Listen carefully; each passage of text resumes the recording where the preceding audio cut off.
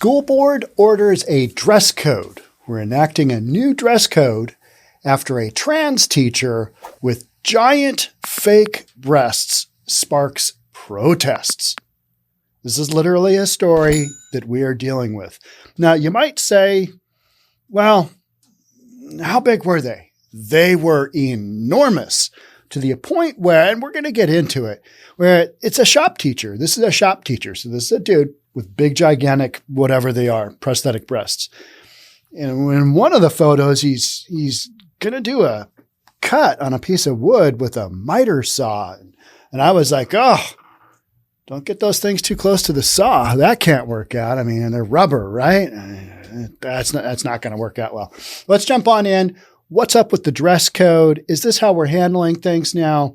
Why do we even need to talk about this? Well, because this is where we sit in 2023 and we need to know what the deal is. Let's get into it. Let's see what we've got going on. Make sure you head on over to reasonabletv.com. It's where we've got our member content and everything else. It's all there. So we've got multiple pages of content that we are not showing anywhere else. By multiple pages, I mean, yeah, you got content for days that you're not seeing on your regularly scheduled programming because these stories, for one reason or another, are not appropriate. So if you feel like this is something that you need in your life, $10 a month, you're good to go. Thank you for supporting in advance.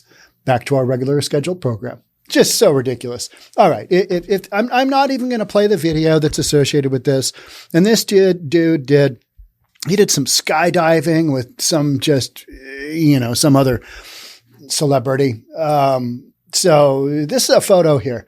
I'm not even going to play the video because it's so bad. Z-cup prosthetic breast. Z-cup. Is that even a thing? That's how big these things were. That's literally all you need to know. So people were calling, complaining and saying, hey, and the school told the kids, don't take any video of your teacher with, her outfit on. Don't take any video. You might get in trouble because it was viewed as kind of making fun of this individual. Well, they are attention getting. I'm going to say that. If you're looking for attention and this is how you're going to go about it, you're going to get attention because there's no way. There's no way. I mean, you see this walking down the street and you're like, ooh, yeah. Okay. What's going on there? And that's what everybody's saying, right? So now the school board's like, well, we're trying to be as inclusive as we can, but we got to do something about the one shop teacher. And you know what's funny? School board's like, he's a very good teacher, very good with the kids, just has the big breasts. We need to figure out how to work this all in together. Don't be alarmed. So a Canadian school board has demanded a new professional dress code for teachers following months of backlash over a trans teacher with clownish giant prosthetic breasts. Okay, do they fall into the clownish area? Yeah, they probably do. Yeah, this is a little bit over the top. This is a little bit over the line. Now, let's play devil's advocate here. What if this was a normal woman with this size of breasts? What would we say then? We'd go, oh, hall pass. That's how God made her. All right. That's got to be difficult. That's got to be tricky because that's a lot of weight on your back. That whole spine thing just can't be good, can't be healthy. But because this individual is choosing to do the big, huge blonde hair, and clearly it's a dude, and then have this on top of it, he's making a statement. I'm not really sure what kind of fashion statement that is, but then you've got you could go in even further, but let's just say, to me, it's not a great look. It's not a great look. Trustees on the Halton District School Board unanimously passed a motion on January 3rd, ordering the Director of Education to develop a policy to ensure appropriate and professional standards of dress and decorum in the classroom. Well, yeah, but how specifically are you going to identify these large F-cup prosthetic breasts as non-professional? What exactly about them is non-professional? That you're wearing them to school and your students are making fun of you? Well, That's not necessarily non-professional. Other teachers don't wear them. Okay. Yeah. All right. You get what I'm saying? They're defining something instead of just coming right out and saying it and just saying, this is weird. This is weird. And the students are going to make fun of you. And from that standpoint, we need you to get a little bit more in line, but we can't really come right out and say it because if we do, we're going to be sued 6 ways from Sunday. So the district's director of education, Curtis Ennis, will have until March 1st to create the policy. So what within that policy will, how are they going to come right out and say, no gigantic clownish looking prosthetic breasts? None of that. We're not doing any of that. Like, double D, is that okay? I mean, at what point in time do we cross over the line? Do they actually draw a line in the sand and say, all right, you can have fake boobies, but up until this point? How do you determine that? I'll be very curious to see what kind of policy this comes up with. Because, you got a bunch of trans people in the teaching community and they're just going down these roads and you're going to have more and more of this. You're going to have more and more of this. Man, I'm glad my children are older and they're able to make their own decisions. And grandkids, I guess that's another story, isn't it? The HDSB's commitment to human rights remains rooted in our core values and commitment to each and every student and staff who identifies as a member of an underserved and underrepresented group. And our approach is informed by opinions from leading employment law firms with human rights and equity advisors. All right. So they want to say that they're committed to human rights, core values, commitment to all students and staff who identifies as a member of an underserved and underrepresented group, which would be the trans community. But then they're also saying, hey, we're going to follow the lead from a law firm. They're basically deflecting blame. Hey, we're not creating this policy ourselves because we don't want to be sued 6 ways from Sunday. We're going to we're going to follow the lead from these other big employers. And I don't know that this has been a case before. I certainly don't think it has been at school that I know of, because otherwise I would have read this story, right?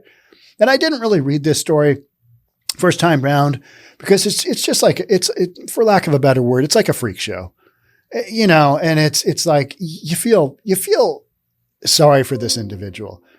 It's like, okay, I'm a pretty good teacher. I can teach the kids how to build stuff and shop, but this isn't fulfilling my life.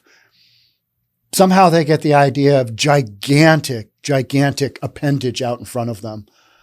This commitment and approach will continue to be applied in the HDSB as the HDSB School Board looks to fulfill this motion of new dress code, right? Okay, we've got a photo of her at her desk now. Pretty good size individual. I don't know how tall, but strong, able to carry those things all day long, I would guess. I don't really know, but you would almost need to be, because those can't be light unless they're just complete blow up. Are they? I have no idea. My knowledge of gigantic F cup or Z cup, Z size prosthetic breasts is, I got to be honest, minimal at best. That means none. I have no idea.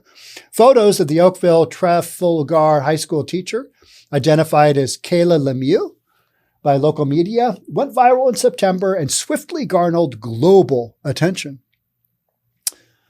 United States getting global attention on the daily for this kind of stuff.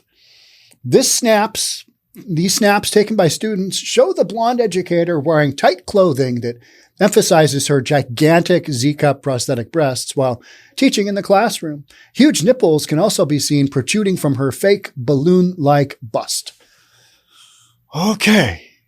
Do we need this in our lives? No, we don't. I mean, I'm just saying we don't. The kids especially don't.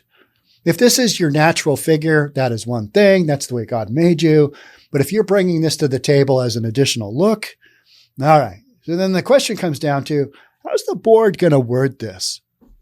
What's the cutoff line going to be? This acceptable, this not so much. The eye-popping photos quickly sparked protests, angry complaints, and even several bomb threats at the Oakville school, located about 20 miles outside of Toronto. Can you imagine? You're going to blow your school up. That teacher gonna blow your school up. Really? You're going to go that far? Yeah, I guess some people are, All right. Some people. All right. This photo here. Okay. Well, we're looking at one here.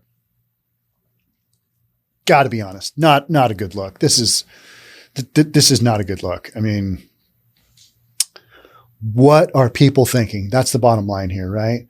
But again, I just got through my last podcast was 7-Eleven in Austin, Texas is blasting classical music and blasting opera music. I mean, they're cranking it up, just 11. It's keeping the homeless people. It's keeping the grifters. It's keeping the the panhandlers. It's keeping the drug addicts away because those agitated drug addicts, they don't like the classical. They don't like the Beethoven. They don't like the Bach. So, it's a personal thing. Some people wouldn't mind having classical music blasted at 11. Other people are hard no-go. They're like, give me some of that hip-hop. Give me some of that hip-hop on the front porch of 7-Eleven. Let me just sit there all day long and beg for money. And so, it's a personal preference thing.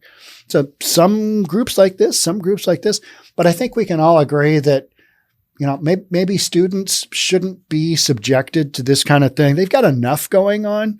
There's enough stuff going on. All right, here I've got the photo with the shop teacher with a miter saw, power miter saw, and that blade can't be more than, I'm going to go 13 inches away from the saw. I mean, from her appendages. That's not good. I mean, you get one of those bad boys stuck in a highly rotating, sharp, saw blade. It's not going to be pretty. So this is, not only a school dress code. It's got to be some kind of safety issue for a shop teacher, I would think, right? I don't really know. My shop teachers in high school, I took a lot of shop. I'm not very good at that stuff, but I get an effort. I get an A for effort, right? The school board continues to stand behind the educator, describing her as an extremely effective teacher. All right, but so effective they have to create a professional dress code for her. Yeah. The school board has continued to stand behind the trans teacher who began identifying as female last year, according to the Toronto Sun. Teacher who teaches shop is an extremely effective teacher, Halton School District Board Chair Margot Shuttleworth said previously. This is some wild stuff that we're having to deal with. Kids at school. I mean, kids at school are just brutal, right? They're just brutal. They're going to be brutal to this teacher. Why is this teacher putting themselves in this position? Why are we going down these roads? Those are some of the big questions, right? And the school board can't even really come out and say what they want to say, which is, yeah, this is wildly inappropriate. The last place this should be going on is at school. And yeah, it seems like that's constantly what we're dealing with. Wild stuff.